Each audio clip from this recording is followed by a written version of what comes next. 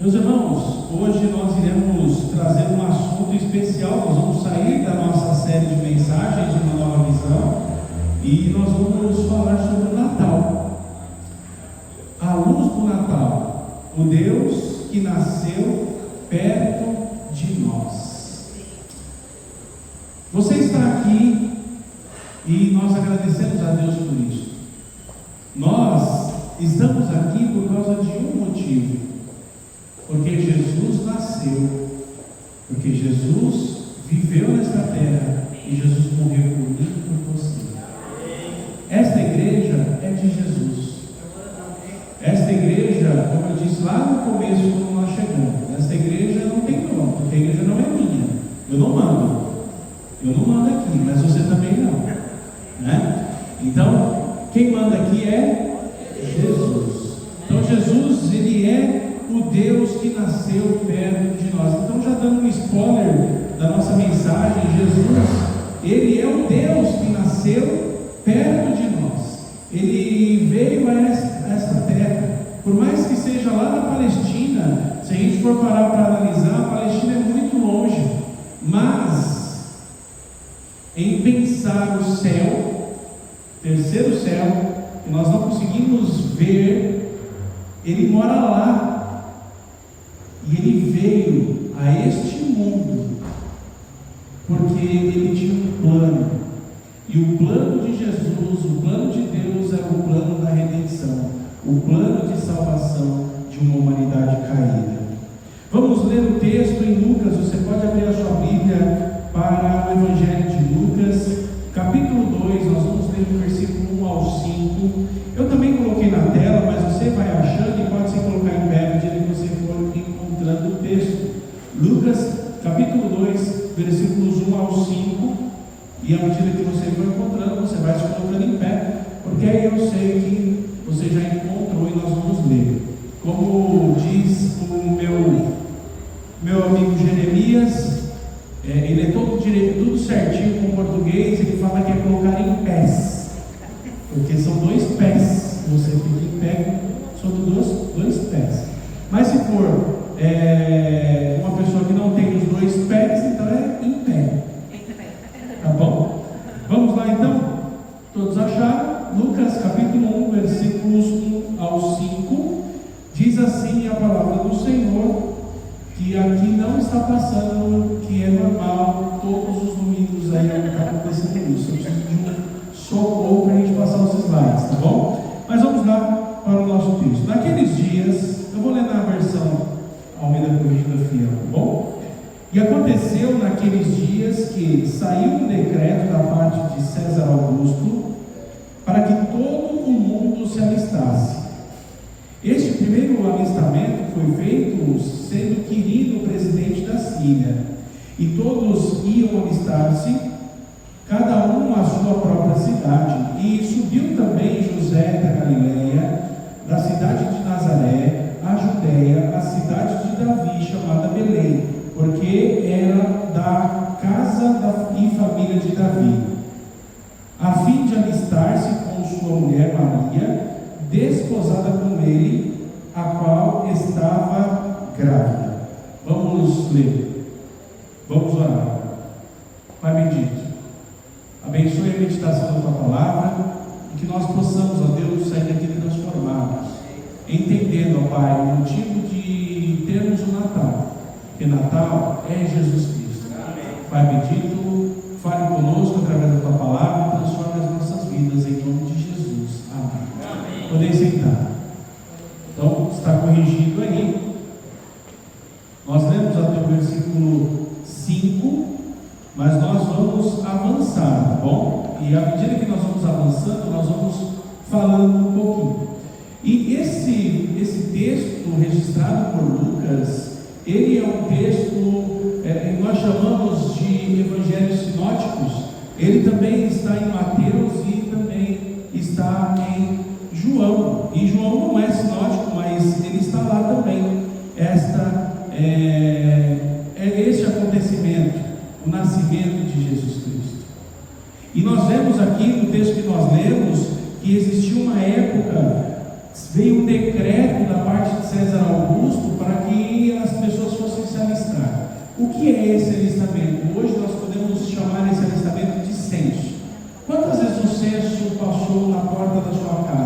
Você lembra alguma vez?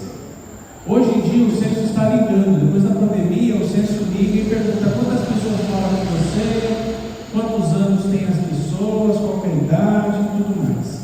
Então existia um motivo para isso acontecer. Se nós olharmos para o nosso contexto histórico, nós vemos que esse alistamento teve um motivo.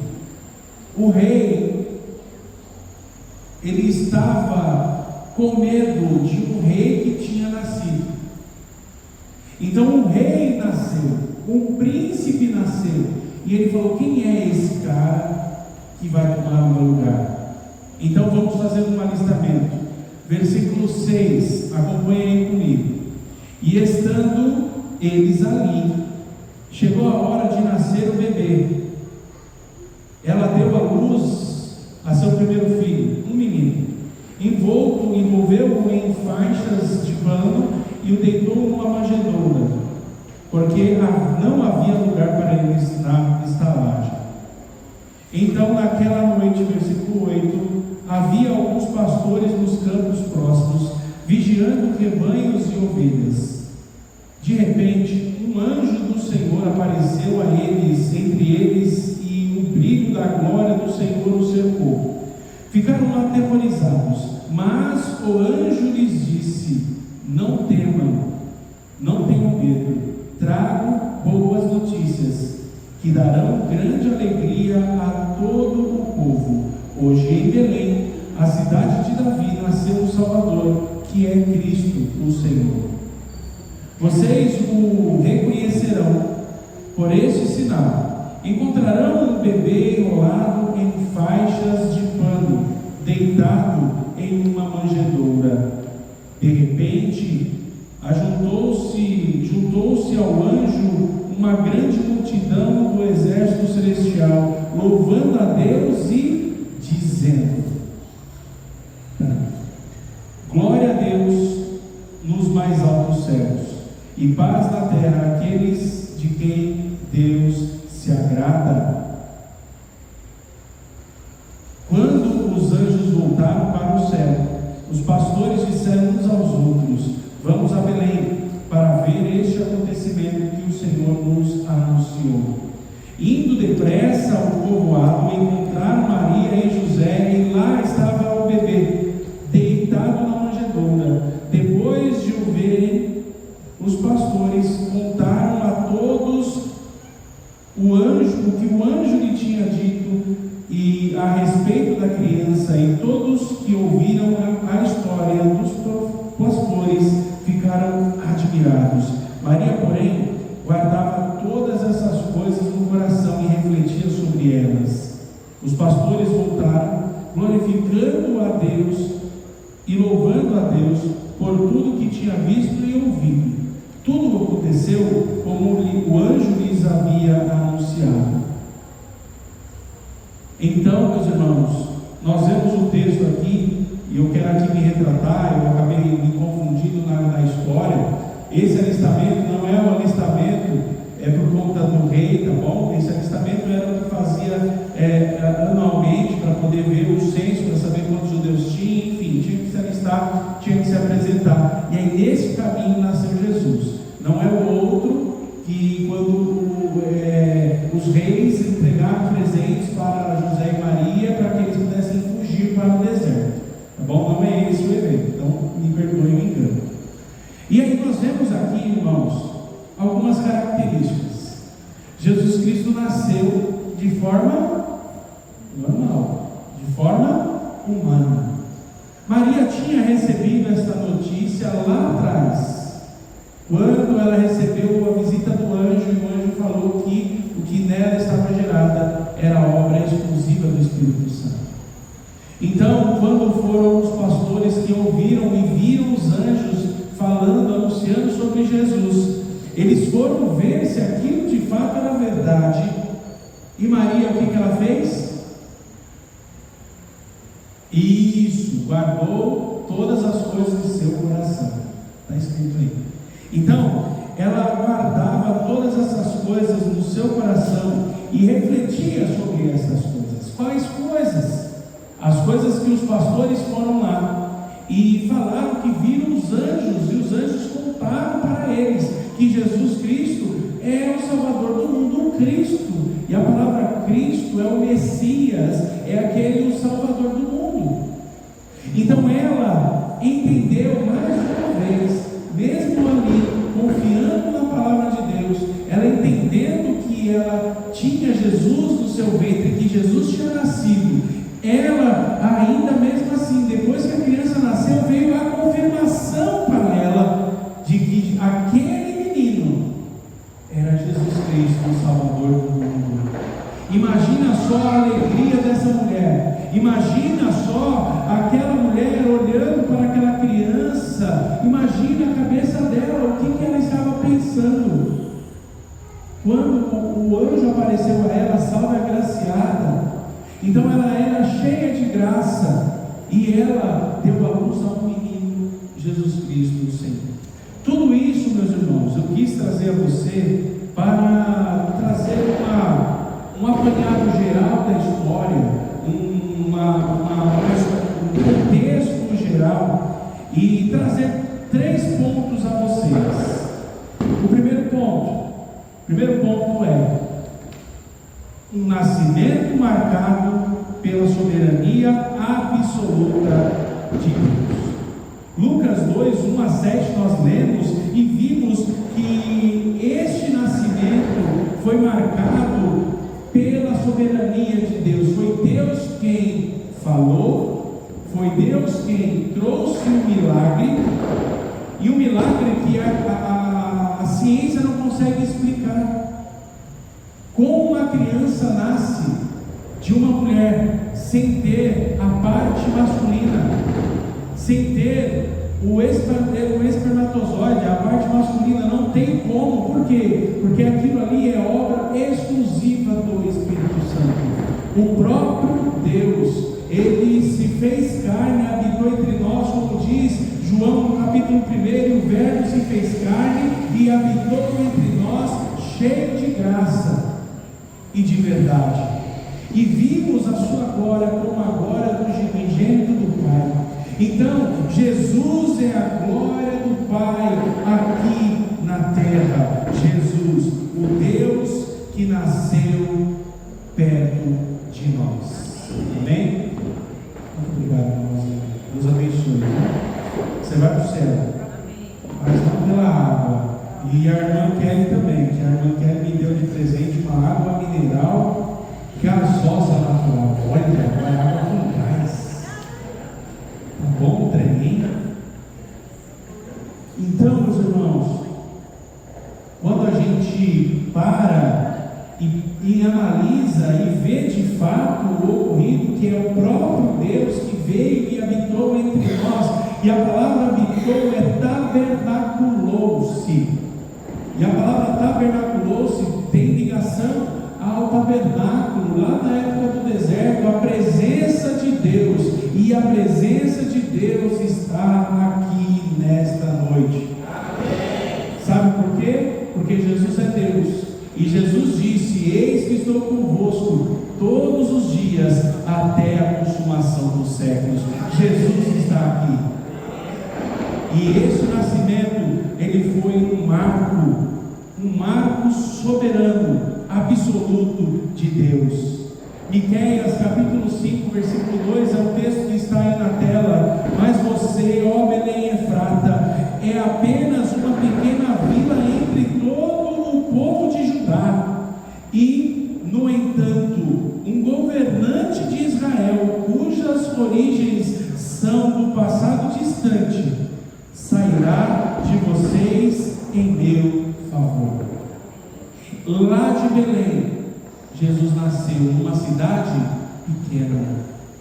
Jesus Cristo, ele foi humilde desde o seu nascimento, desde o início da sua vida. A humildade de Jesus, e alcançar pessoas humildes, e alcançar pessoas como eu e você, pessoas pecadoras, mas que Jesus nos alcançou pela sua graça, porque o nascimento de Jesus foi marcado pela soberania absoluta de Deus.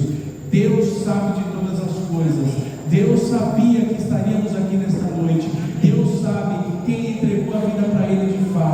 Deus sabe quem ainda não entregou, e Deus sabe quem vai entregar ainda hoje.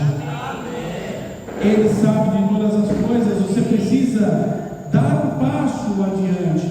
Mas ainda nesse contexto, nesse ponto que nós lemos Miqueias, ainda nós temos o seguinte: primeiro, Deus usa decisões humanas, decreto de César, para cumprir a sua profecia, a profecia de Miqueias, capítulo 5, versículo 2. Um decreto de César. Aonde que José estava? Ele estava na sua terra, onde ele morava, mas ele teve que ir para Belém, porque ele precisava ir se alistar. Então o decreto fez José e Maria saírem andando para ir com destino ao alistamento, e no meio do caminho Jesus nasceu, cumprindo a profecia de Miqueias. Então, meu irmão e irmã, as decisões humanas, Deus usa essas decisões, Deus usa o contexto, Deus usa aquilo que nós escolhemos a fazer para cumprir a sua vontade.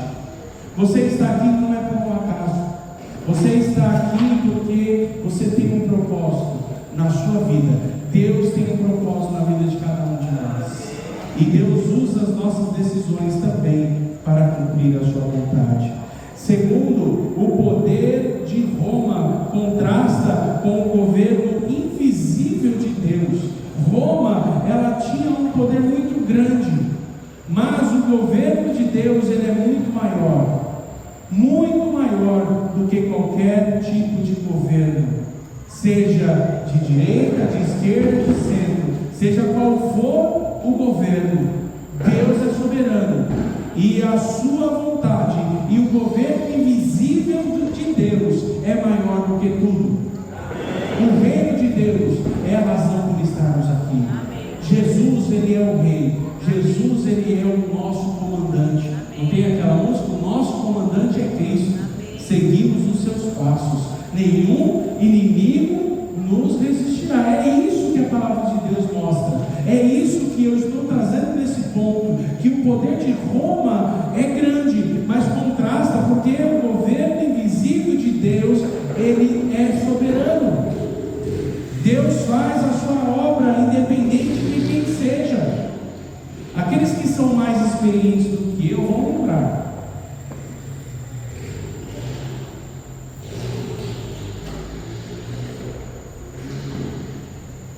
De tudo que aconteceu no Brasil. Aqueles mais experientes vão lembrar do Plano Cruzeiro. Aqueles mais experientes que eu vão lembrar do Plano Cruzado. Aqueles mais experientes que eu vão lembrar do Plano Cruzado Novo. O carimbo nas cédulas cortando zero. Era 10 mil, virou 10 cruzados. Os mais experientes do que eu vão lembrar quando teve o Cruzeiro Real. O Cruzeiro, que foi antes do Cruzeiro Real, teve o Cruzeiro. Então o Cruzado Novo, Cruzeiro, depois o Cruzeiro Real, e depois o Real que está até hoje. Quantos governos passaram neste tempo todo? Quantas pessoas à frente de um país que sempre com promessas de que o país vai ser melhor? É ou não é? Nós queremos sempre o melhor, é ou não é? Nós escolhemos nossos presidentes por democracia, esperando um governo, um país melhor. Mas a palavra de Deus diz que nos últimos dias as coisas vão de mal a pior. Mas uma coisa não muda: o reino de Deus, ele é o melhor que temos em nossas vidas. Sabe por quê? Porque nós conseguimos ter esperança num mundo caótico. O Deus que nasceu perto de nós nos dá esperança no mundo caótico. Se tivesse crente aqui, ia falar glória a Deus. Ah, tem crente ali. Pode dar glória a Deus, irmão. Não tem problema não. Não fica com medo de ser comparado a pentecostal não, viu? Pode ficar tranquilo. Dá glória a Deus aí. Eu na história do pastor Marcelo contando da mãe dele. A mamãe do pastor Marcelo está com o coração bem fraco, está debilitada e assim, não compensa mais fazer a cirurgia no coração, fazer transplante, esse tipo de coisa pela idade. Os médicos falaram que o risco é muito grande de colocar um coração novo nela, que ela não vai aguentar a cirurgia. E o pastor Marcelo contando que lá no início, o pastor Marcelo ainda era criança, então olha, tem tempo, hein? A mãe dele, que é batista bíblica, raiz, ela subia no banco lá no culto e dava glória a Deus, lá em cima do banco. O que aconteceu com a gente, irmãos? Vamos dar glória a Deus, não precisa também fazer bagunça, tá? Calma, mas dê glória a Deus. Amém. Aleluia. Porque o poder do governo, o poder do mal, o poder dos homens é infinitamente menor do que o governo invisível de Deus, do que o reino de Deus. Amém ou não? Amém.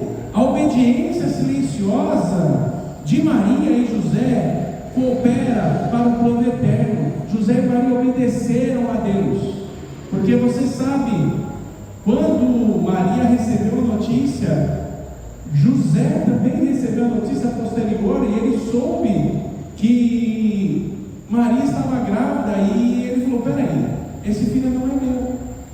Mas ele amou tanto Maria,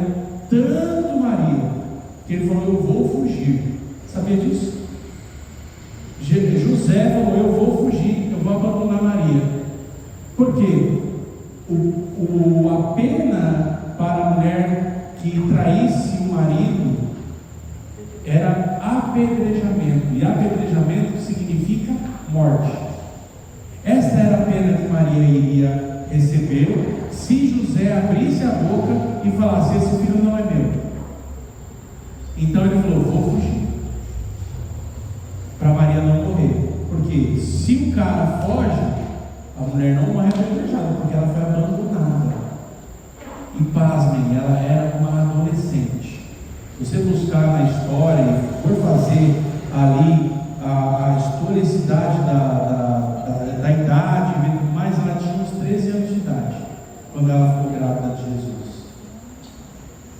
E depois você busca aí a história e faça um estudo sobre a vida de Maria. Dito isto, apareceu em sonho um anjo a José: José, calma o seu coração aí. Ei, calma aí.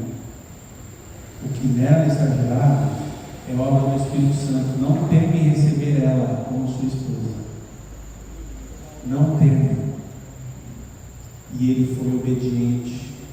E essa obediência silenciosa, porque ele não saiu falando, ele acreditou na palavra de Deus, que o que estava gerado em Maria era obra do Espírito Santo, e que ele seria o Salvador do mundo, e que eles iriam colocar o nome naquela criança de Jesus, o Salvador do mundo, o Emanuel, o Deus conosco. Eles confiaram, obedeceram, e o plano de Deus foi completo. Imagina, olha só, poucas coisas se falam de José. Já procurou na Bíblia? Poucas coisas falam de José. Não tem tantas coisas falando de José. Mas José foi um homem tão fiel a Deus, tão temente a Deus, porque se ele tivesse fugido, Maria tinha morrido apedrejada, e o que estava dentro dela? Quem ia morrer junto com ela? O próprio Deus. O plano não seria completo. Que coisa, né? Como diz o pastor Silvio: ó, que coisa! Ó, que coisa! Irmãos, muito se fala de Maria, mas pouco se fala de José. José foi um exemplo. Será que eu e você, homem de Deus, será que eu e você teríamos a mesma obediência de José? Será que eu posso entender isto? Que a obediência silenciosa nossa também coopera para o plano de Deus. Se você então ver aqui uma frase que eu vou colocar para você de John Stott, dessa vez não tem foto dele, tá bom? Olha aí a frase: a história humana não é uma sequência de acidentes, é um palco no qual Deus executa seus propósitos redentores. Meu irmão, não tem outro propósito de Deus para o homem senão restaurar a sua vida, senão redimi-lo do pecado em Cristo Jesus. Não tem outro motivo. Infelizmente, hoje em dia, as pessoas procuram a Deus, buscam a Deus atrás de bênçãos, e não é esse o propósito de Jesus. O propósito de Jesus é salvar almas. E o nosso propósito deve servir a esse Jesus e ajudar a fazer as pessoas conhecerem esse Jesus, que salva pessoas, que transforma pessoas. Pessoas antes que eram drogados, viram crentes e não são mais drogados. Pessoas que eram alcoólatras, deixam o alcoolismo e viram crentes, mas não é que eles deixam porque eles querem, é porque o Espírito Santo faz a obra na vida da pessoa. Sabe por quê? Se for minha vontade, eu vou querer fazer o que agrada ao meu coração, que agrada ao meu corpo. Se eu fosse olhar para a minha vida, eu iria querer viver ela do jeito mais gostoso que tem, a zona de conforto. Se você achar a zona de conforto, depois você me mostra o caminho, porque neste mundo nós não temos conforto, viu, irmão, irmã? Neste mundo nós temos aflição, nós lutamos, mas nós somos mais do que vencedores em Cristo Jesus. Primeiro, então, um nascimento marcado pela soberania absoluta de Deus. Deus é soberano e não há nada dos seus planos que possam ser frustrados, como diz a palavra de Deus. Segundo, um nascimento envolto em profundidade, ou melhor, em profunda humildade e contraste espiritual. O rei das nações, o rei dos reis, o Senhor dos senhores, ele nasceu como? Em uma manjedoura. O que é uma manjedoura? É um lugar onde os animais dormiam. O rei nasceu num lugar humilde. Mas muitas pessoas têm o rei na barriga. Barriga grande ou pequena, mas está lá o rei na barriga. Irmão, irmã, amigo, amiga, Jesus Cristo, Ele é a razão de estarmos aqui. Não pode ser diferente. Você pode estar aqui por motivos errados, mas eu quero trazer a você uma triste notícia. Uma triste notícia. Se você está aqui por causa de pessoas, você vai sair. Mas se você está aqui por causa de Jesus, você vai ficar. Você vai ficar firme. Então são notícias. O rei nasce em uma manjedoura, não em um palácio. O nosso Deus, ele merecia um palácio. Ele é o dono de tudo. O próprio Deus fala lá aos profetas que ele é o dono de tudo. Ouro, prata, toda a riqueza do mundo pertence a Deus, porque o mundo é dele, o mundo cabe na palma da mão dele. Mas ele nos dá a graça de desfrutar do que é dele. Ele só quer uma coisa da gente, só uma coisa. O que ele quer de nós, Rosinha? Ele quer a nossa vida, não é isso? Obediência. Ele quer você e eu por inteiro. Ele não aceita dividir a gente. Tem uma música que eu não gosto muito, não, mas você pode até estar pensando nessa música, que Deus tem ciúmes de nós. Tem uma música assim, Ele tem ciúmes. É dar a palavra.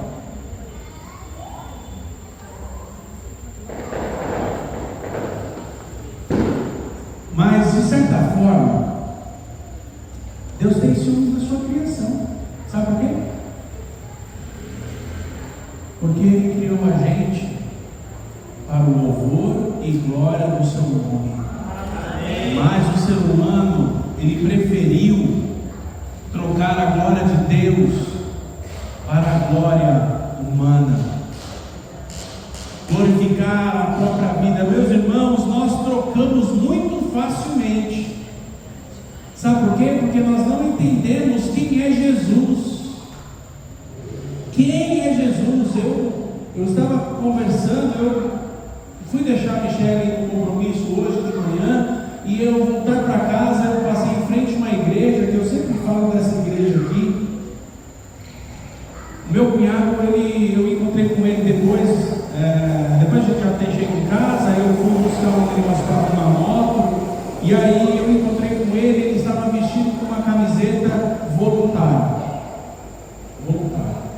É a camiseta dessa igreja. Os voluntários, eles são vestidos com uma camiseta porque eles são identificados com a camiseta com crachá de voluntários. E ele me disse, são 3.000 voluntários na igreja. A igreja tem 5.000 membros. Dos 5.000 membros, 3.000 são voluntários.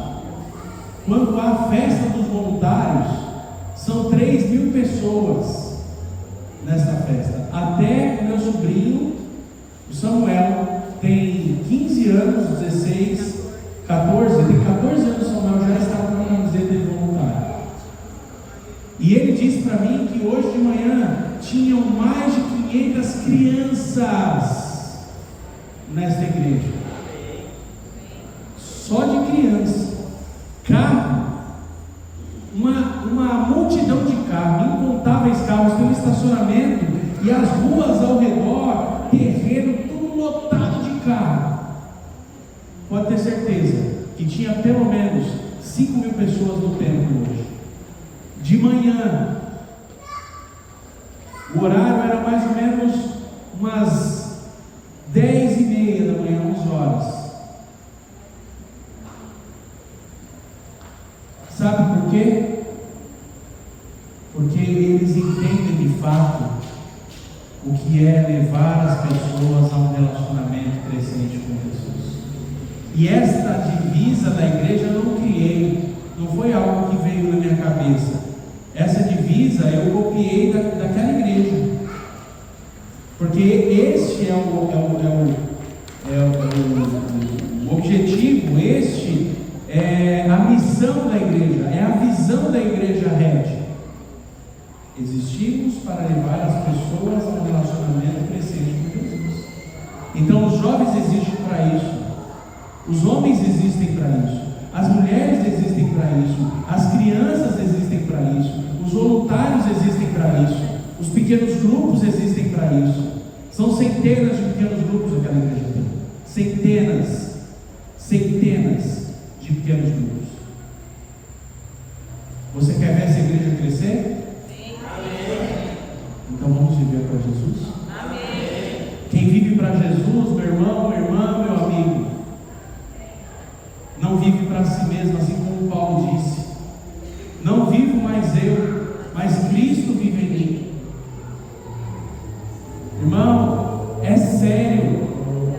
O crescimento de uma igreja, ela se dá com os membros, com as pessoas que estão na igreja. Não é de culto de domingo, meu irmão. Aquelas 3.000 pessoas, 5.000 pessoas que são membros da igreja, fora aqueles que são simpatizantes e que participam. Se eu for lá ser membro dessa igreja, eu vou participar dos 4 passos. Eu vou ter que ingressar num grupo pequeno, direcionado a novos membros. Eu vou ter que penar muito tempo para poder ser um líder de pequeno grupo, um pastor formado, ordenado, para você ver a organização daquela igreja. E você tem toda a liberdade, porque nós, a nossa igreja, ela temos uma característica: todos nós podemos fazer alguma coisa na igreja. É só se colocar à disposição. O ministério de louvor lá tem audição. Se não passar na audição, não pode entrar no ministério de louvor. Eles fazem seleção. Pastores lá passam por processo seletivo. presbitérios é que tem que ser formado por palavra da vida. A rede é a Igreja Batista da Redenção. Eles estão abrindo uma igreja em Itu, uma congregação em Itu. O primeiro grupo, 300 pessoas. Será que nós não podemos fazer a mesma coisa? É só querer, irmão. É só querer, irmão. Nós temos um desafio para o ano que vem. E esse Jesus que nasceu, o Deus que nasceu perto de nós, Ele será engrandecido nas nossas ações a partir do ano que vem. Esse ano já não dá mais tempo de termos estudo e termos os pequenos grupos. Mas a partir do ano que vem nós iremos ter na escola bíblica dominical estudos sobre pequenos grupos. Eu já estou com o material na mão. Eu já tive reunião com o pastor Álvaro Pavani, já me deu todos os materiais e dicas. Temos irmãos, muitos irmãos que fizeram curso de pequenos grupos do Instituto. Nós temos pessoas habilitadas para seguirmos adiante com os pequenos grupos.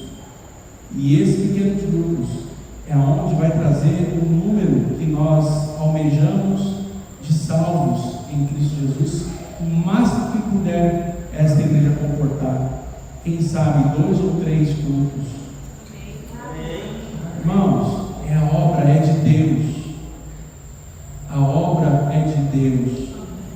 Faça parte disso. Faça parte disso. Eu encorajo você. Eu disse aqui, nós temos que dar o nosso melhor. O rei nasceu numa manjedoura e não no palácio. Pastores e não líderes religiosos receberam o primeiro anúncio.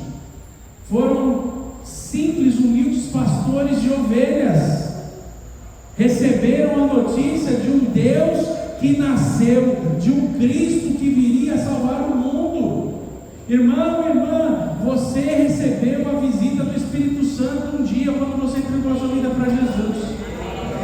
Mas se você não entregou a vida para Jesus, o Espírito Santo está te visitando esta noite. O Deus que nasceu perto de nós, Ele continua perto de nós. Nós não precisamos ter faculdade para falarmos do amor de Cristo. Não precisamos. Precisamos ser servos.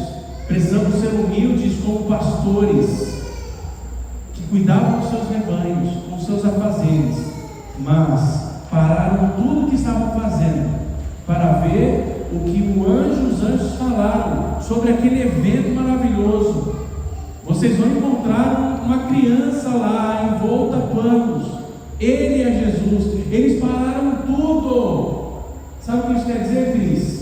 Você parar a obra no meio da obra, parar tudo e falou: opa, deixa eu ver o que eu tenho a fazer com Cristo. Vou me encontrar com o meu Senhor. Quantas pessoas trocam a experiência com Jesus por compromissos pessoais? Aqueles pastores, pastor não tem folga, viu? Pastor de ovelha não tem folga, não, tá vendo? Não tem folga. Tem que cuidar da ovelha direto. Pastor é de domingo a domingo. Pastor é de domingo a domingo, de ovelha e também de ovelha de Cristo, é de domingo a domingo. Não tem folga. Mas se Jesus chamou, pare tudo o que está fazendo e vá até o anúncio de Cristo. Vá até a pessoa de Jesus Cristo. Os pastores pararam tudo o que estavam fazendo para encontrar Jesus. A glória do céu se manifestou, ou melhor, se manifesta na simplicidade da terra. Meu irmão, minha irmã, vocês já viram notícias e vocês já viram vídeos do pastor Antônio Novaes? Vocês viram lá na África quando ele foi e aquele monte de criança embaixo de árvore, sem tempo. A igreja era muito mais saudável. Eu digo isso generalizando, mas a igreja era muito mais saudável quando se reunia em lugares mais humildes do que é hoje. A igreja, ela levava o evangelho muito mais eficiente do que nós hoje. Meu irmão, minha irmã, eu vivi uma época, o velho aqui viveu numa época que as pessoas, todo domingo tinha 2, 3 pessoas entregando a vida para Jesus. Hoje nós damos glória a Deus quando tem uma pessoa entregando a vida para Jesus. Quando descemos uma pessoa às águas do batismo, aonde isso seria uma vergonha para nós. Nós não estamos cumprindo o que Jesus Cristo deixou para fazermos. Irmãos, como eu disse ontem, quem estava lá na programação ontem do culto de ação de graças lá na casa do irmão Wesley, que não é ação de graças do Wesley, mas de Jesus, não é isso, Wesley? Para Jesus, ouviu que a igreja, ela não foi chamada para sermos só nós, só aqui, lembrarmos só das coisas boas aqui dentro. A igreja foi chamada para fora. E isso é o significado da palavra eclésia. Eclésia, igreja é eclésia no grego, eclésia é chamados para fora. A igreja foi chamada para fora dos muros, para anunciar Jesus, para estar nas casas, para estar nos campos, para estar nas praças. Nós antigamente tínhamos culto todo primeiro domingo do mês, tínhamos o culto do dia da Bíblia. Qual foi o último culto do dia da Bíblia que você participou? Não me responda. Entenda? Anunciando Jesus no dia da Bíblia. Eu era do tamanho do Lucas, e a igreja no dia da Bíblia ia em 3 praças diferentes. Os irmãos ficavam o dia todo, e a escola dominical, almoçavam na igreja, e eram 3 cultos na rua, debaixo do sol quente, em São Bernardo do Campo. 3 praças. Depois voltava para a igreja. O pessoal que trazia roupa, tomava banho na igreja, já ficava para o culto. O culto começava às 7, acabava às 9h30. Era das 9 horas da manhã até 9h30 da noite, servindo a Jesus com alegria. Eu via isso desde jovens, desde crianças até idosos. O que mudou? Será que Jesus mudou? Jesus não muda. Ele é o mesmo ontem, hoje e sempre. Nós mudamos. A culpa é nossa. A glória do céu se manifesta na simplicidade da terra. Precisamos, irmãos, com simplicidade levar o Evangelho, porque Judas fala que o Evangelho é simples. Devemos levar o Evangelho simples de Cristo. E qual é a simplicidade do Evangelho de Cristo? Jesus Cristo nasceu de uma virgem, viveu sem pecado, morreu numa cruz e ressuscitou ao 3º dia, e vivo está. E todo aquele que entrega a vida para Ele também viverá. Esse é o Evangelho. É simples. Eu não preciso falar que Cristo fez milagres, que Cristo transformou água em vinho, algo que cientificamente é algo terrível. Precisa de algo nuclear para acontecer. Eu estava vendo o vídeo do Adalto Lourenço explicando que é possível isso acontecer, mas precisa de ações nucleares. Mas Deus é Deus, Jesus é Deus, e Ele transformou água em vinho. Ele fez coisas nucleares com a sua própria mão. Ele me dá vida, Ele dá vida a você. Ele vive e Ele vive. Charles Spurgeon disse o seguinte: aquele que governa os céus deitou-se numa manjedoura para que nós nunca duvidássemos da sua disposição em se aproximar de nós. Aquele Criador dos céus e da terra deitou num lugar simples e humilde, na simplicidade da terra, para a gente não duvidar de que Ele quer se aproximar de nós. Ele se aproximou de nós. Ele pode. nós podemos nos aproximar de Deus também hoje. Sabe por quê? Porque Jesus Cristo é o caminho, a verdade e a vida. Ele é o caminho, Ele é o religar, e Ele é a religião. Ele nos liga à humanidade pecadora, caída, a um Deus santo. É por Jesus. É esse o que nasceu, um Deus que nasceu perto de nós. Então, primeiro, o nascimento marcado pela soberania absoluta de Deus. Segundo, o nascimento envolto em profunda humanidade e contraste espiritual. E terceiro, um nascimento que exige decisão, rendição e proclamação. No texto de Lucas 2, 15 a 20, que nós lemos também, nós vemos que este nascimento, ele exige uma decisão de nós, ele exige uma rendição de nós. O que é rendido?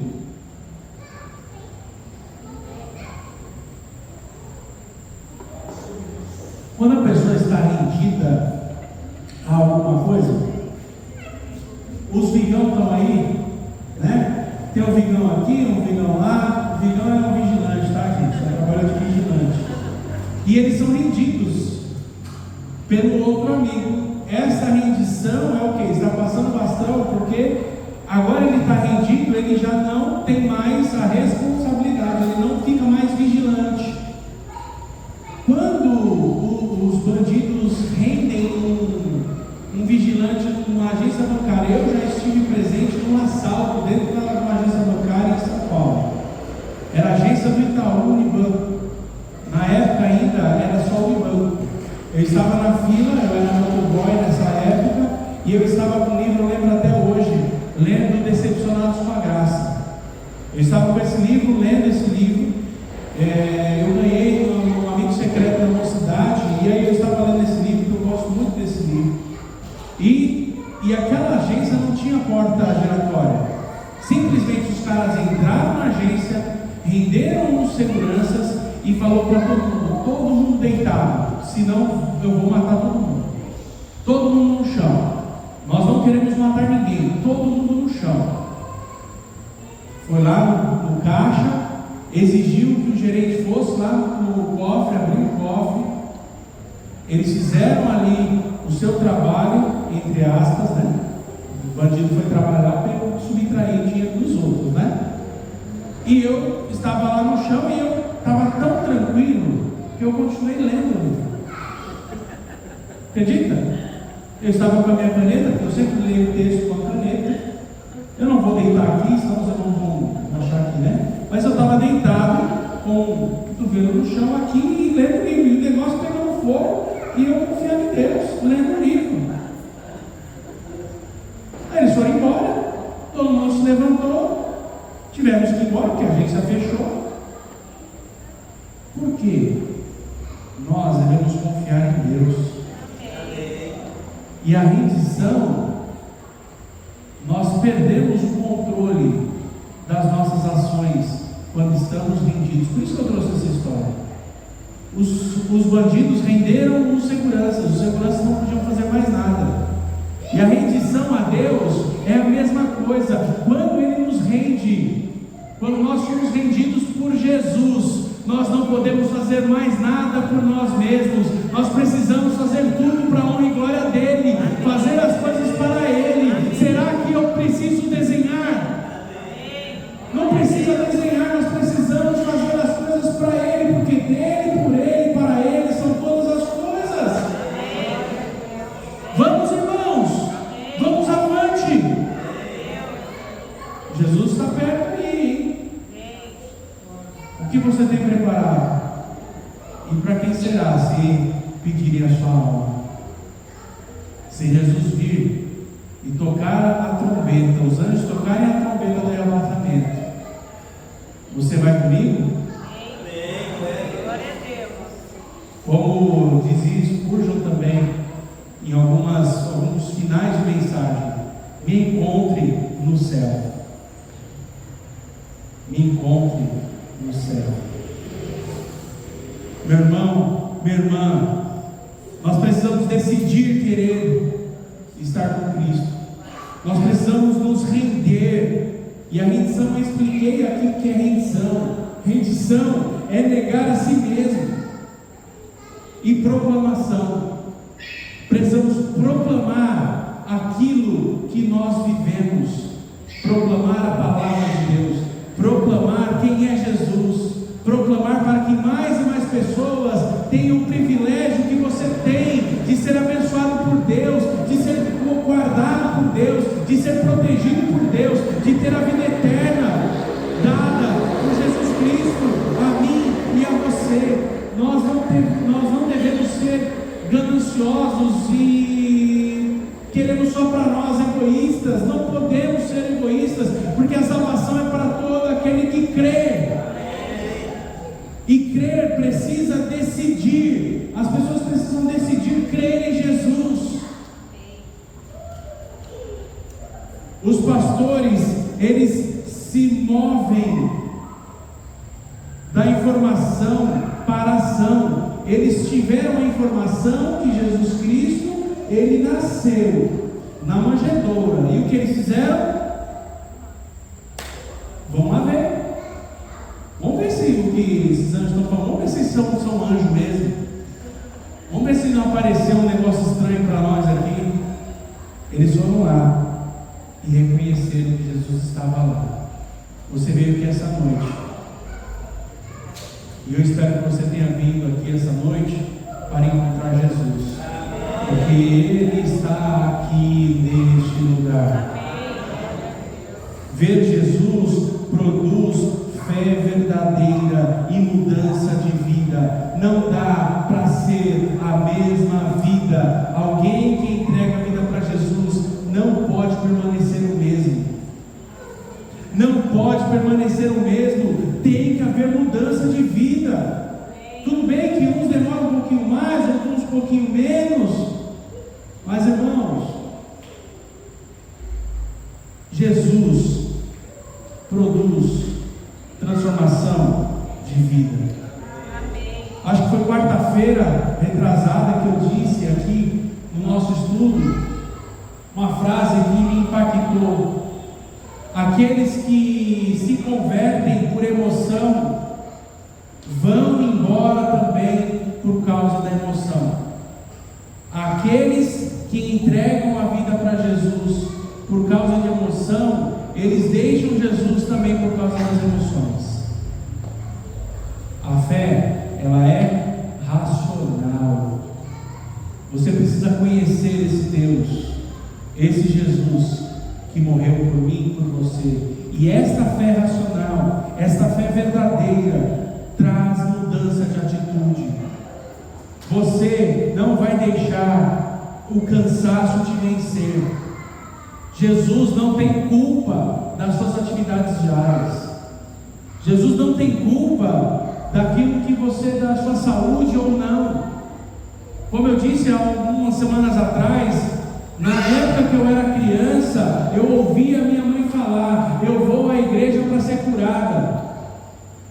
Cansei de levar minha sogra para a igreja, que eu era ainda obreiro, não era nem casado com a Michelle ainda.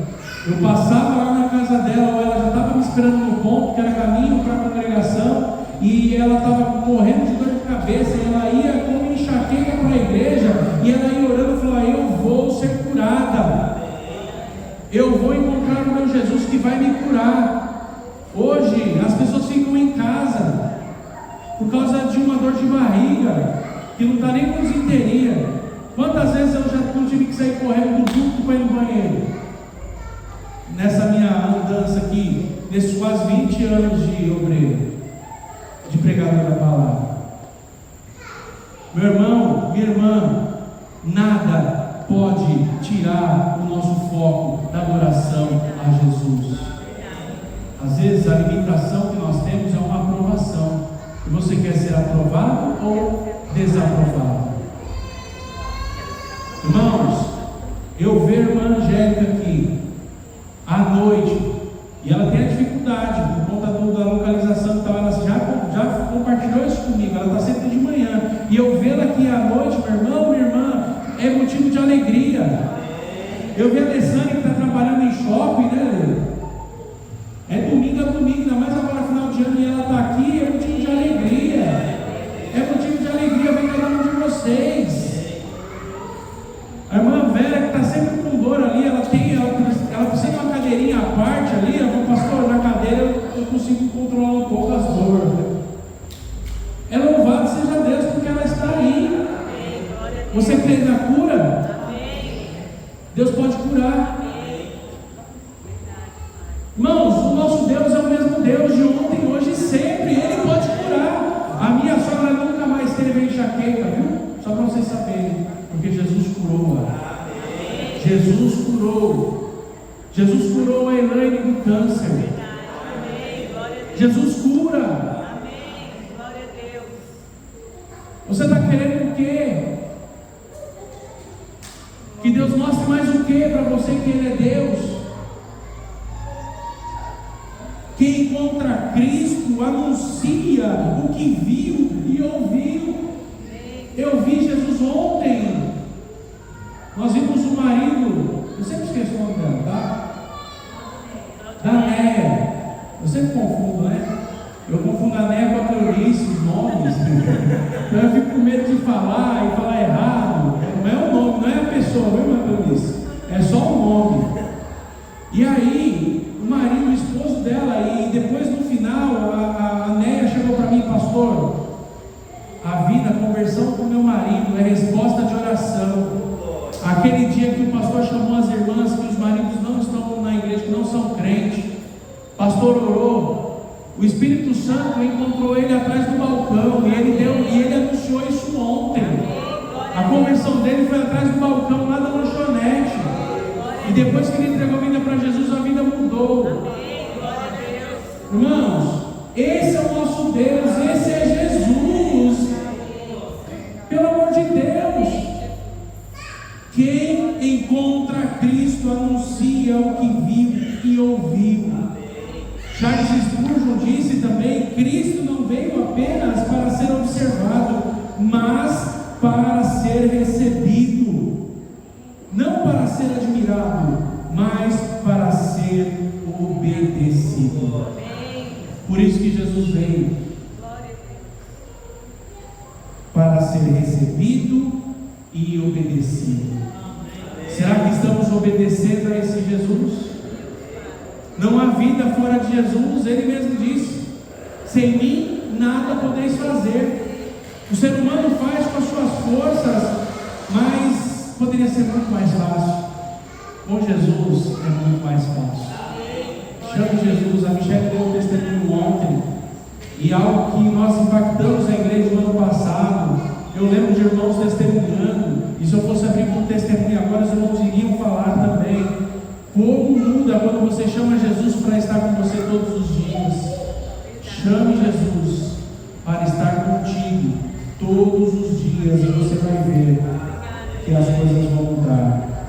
Então, meu irmão, minha irmã, meu amigo, minha amiga, a luz do Natal, o verdadeiro Natal, acontece quando Cristo governa o coração. Aí é o verdadeiro Natal. O Natal não são presentes, o Natal não é presépio, o Natal não são passeios, não são viagens, não é confraternização, não é família. O Natal nasce na vida de cada um quando Cristo governa o nosso coração.